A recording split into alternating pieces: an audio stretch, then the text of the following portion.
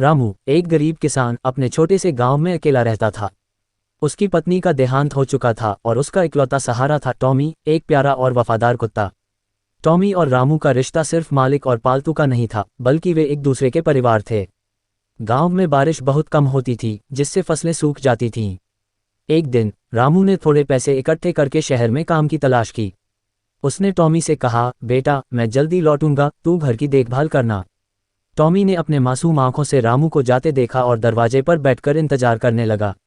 रामू को शहर में काम मिल गया, लेकिन महीने बीत गए और वह गांव वापस न आ सका। टॉमी हर दिन शाम को गांव के रास्ते पर जाकर बैठता और रामू की राह देखता। गांव वाले उसे खाना देते, लेकिन वह हमेशा उदास रहता। एक साल बाद जब रामू गांव लौटा तो वह बेहद कमजोर और थका हुआ था। जैसे ही वह गांव के रास्ते पर पहुंचा, उसने देखा कि टॉमी वहीं बैठा था, कमजोर, बीमार, लेकिन उसकी आंखों में वही प्यार और वफादारी झलक रही थी। टॉमी अपनी आखिरी ताकत जुटाकर दौड़ा और रामू के पैरों से लिपट गया। रामू की आंखों में आंसू थे। उसने टॉमी को गोद में उठाया, लेकिन भूख और बीमारी के कारण टॉमी बहुत कमजोर हो चुका था। कुछ ही घंटों बाद टॉमी ने रामू की बाहों में आखिरी सांस ली। रामू ने रोते हुए कहा, तूने अपना पूरा जीवन मेरी राह देखने में बिता दिया, मेरे प्यारे दोस्त। उसने टॉमी को अपने खेत में दफनाया और उसकी याद में वहां एक नीम का पेड़ लगाया। टॉमी की कहानी सिर्फ एक कुत्ते की नहीं, बल्कि सच्ची दोस्ती और निस्वार्थ प्रेम की मिसाल है।